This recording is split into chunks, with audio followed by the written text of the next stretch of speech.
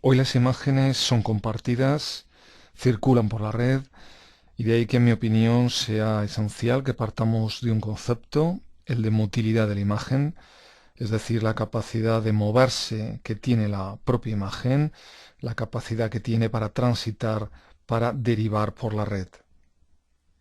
Parece ser que esta imagen que vemos de un grupo musical amateur fue la primera imagen colgada en Internet, produciéndose este memorable acontecimiento el 18 de julio de 1992 y de manos de Berners-Lee.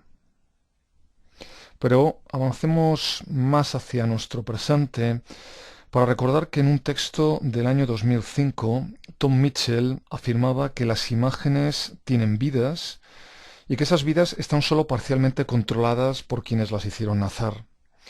Y esto es sin duda hoy, pienso, más cierto que nunca. Las imágenes en la red poseen una enorme motilidad, una enorme capacidad para moverse.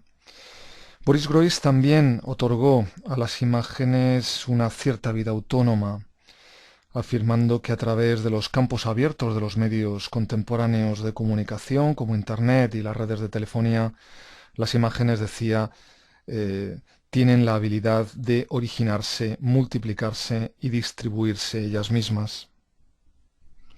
Evidentemente el motor de esta puesta en circulación de la imagen es esa necesidad antropológica de compartir nuestros momentos de goce, nuestros instantes felices.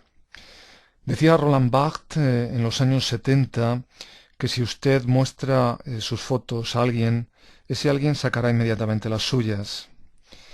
Y de hecho probablemente sea cierto, me da la impresión, que nada, entiéndase un viaje, entiéndase un lugar maravilloso, la vista de una gran ciudad, vale la pena hoy si no se comparte con alguien. Y es curioso que el arte contemporáneo, sobre todo el arte conceptual, se haya hecho en muchas ocasiones una pregunta que tiene mucho que ver con todo esto. ¿Es posible llegar a compartir la realidad con alguien? ¿Hasta qué punto es posible la identidad de vivencias?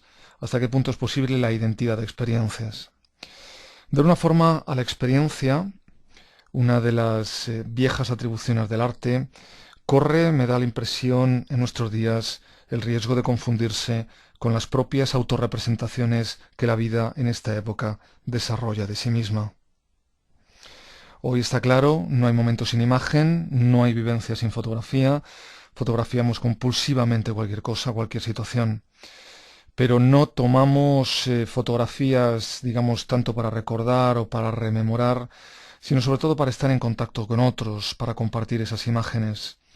La compartición de nuestras fotografías en la red nos permite decir a los otros, mirad, estoy aquí, sigo en el mundo, sigo en contacto contigo. Una radical socialización del archivo fotográfico, una externalización de la memoria que deviene memoria en modo red y con la que la web ha devenido, digamos, una memoria ser, una memoria mundo.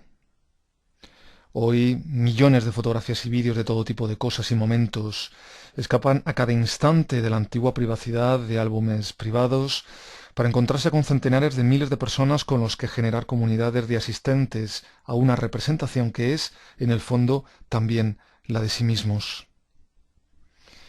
Y creo que ante todo podemos afirmar o debemos afirmar que la imagen hoy ha devenido una interfaz que nos relaciona con los otros, un elemento, digamos, conector. Insisto en el hecho de que más que una práctica de producción de memoria, la fotografía es ese elemento de conexión, una forma de comunicación social, una interfaz de alguna manera que nos sirve para estar en contacto.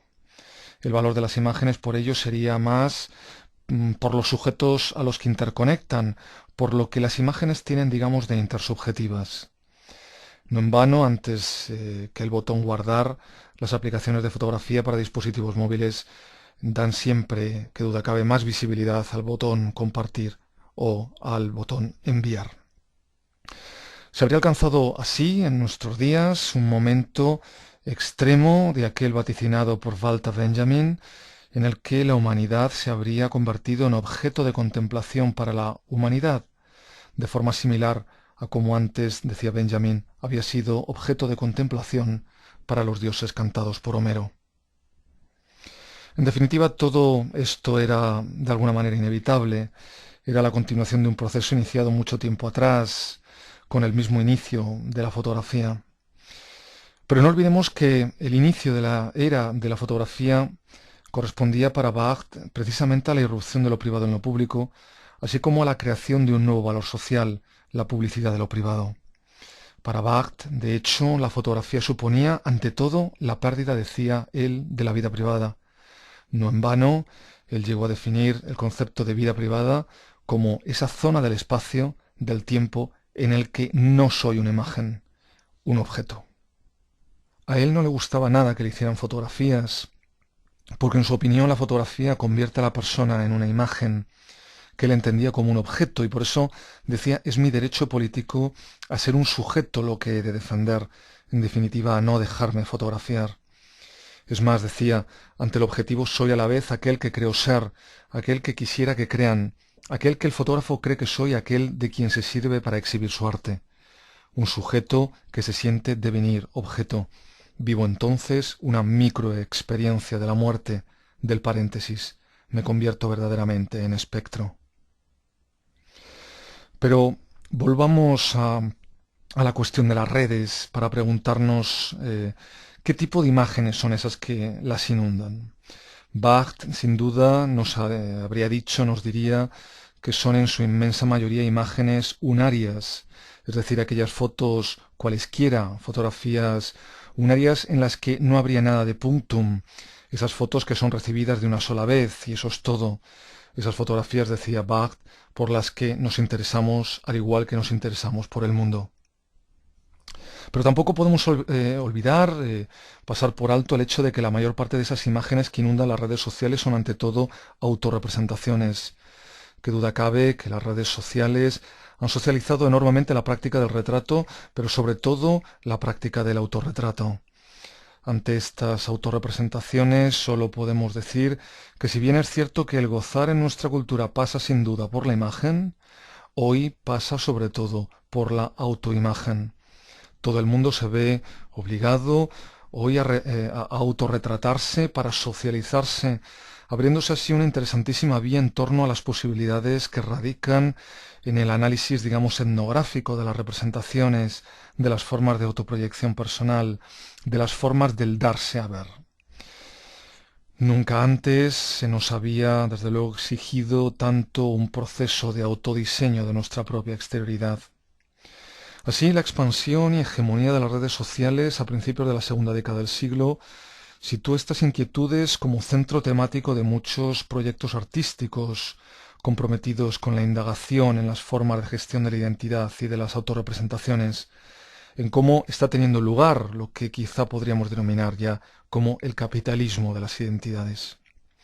Y así el selfie, entendido como esa fotografía de yo con alguien o yo en algún lugar, se ha convertido en un auténtico fenómeno, existiendo infinidad de tipologías, desde las más banales hasta aquellas que incluso han sido capaces de hacer de este tipo de autorrepresentaciones un instrumento para la reclamación política, como en esta manifestación mediante selfies protagonizada por mujeres turcas en las que vestían de luto por la muerte de Özgecan Aslan, una mujer asesinada al defenderse de una violación.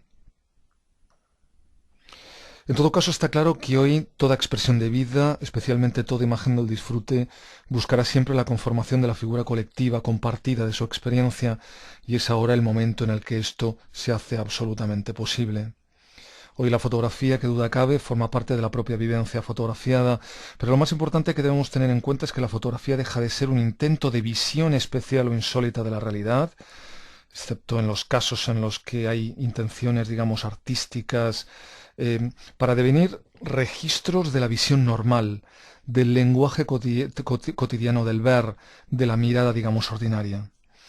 En todo caso, esas imágenes son fotografías que, como diría Pierre Bourdieu, no nos dicen qué ni por qué hemos reído, pero al menos son testimonio de que nos hemos reído mucho juntos, y esto es lo que importa ahora. En todo caso, esas imágenes son fotografías que, de alguna manera, insisto en ello, más que para recordar, se hicieron para compartir, se hicieron para ser compartidas. lo cual ya se ha convertido esta práctica de la compartición de lo visual en una especie de obligado ritual. La actividad fotográfica es hoy más que nunca a la vez índice y medio de integración social. Una fotografía compartida en Facebook o en cualquier otra red social es sobre todo, insisto, una interfaz para comunicar con otros, un elemento para seguir en contacto.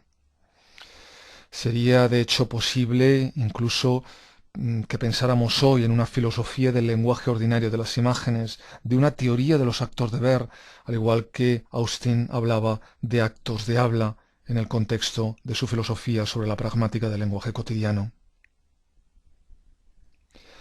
Asimismo, lo que está claro es que la vieja contradicción entre productores profesionales de imágenes y consumidores de esas imágenes no es ya inherente a esta segunda época de la web.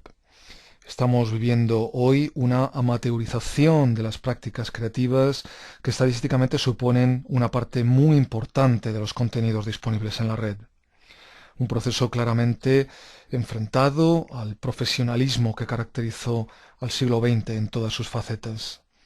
Ahora, tanto aquella concepción del individuo como lugar exclusivo del talento artístico, como la correlativa supresión de éste en la gran masa, deja de tener sentido alguno, alejándonos de un pasado cada vez más superado tras la extrema atenuación de toda división del trabajo y en la que Marx veía precisamente la causa principal de aquella supresión. Hace mucho tiempo ya que el tiempo libre se alejó del consumo pasivo y se hizo participativo, implicando la producción de conocimiento, imágenes, opinión y habilidades que se valorarán y reconocerán públicamente. Y si hay un término que ha modificado radicalmente su significado, es sin duda el de amateur. Una puntualización con la que también ya querría cerrar esta pequeña presentación.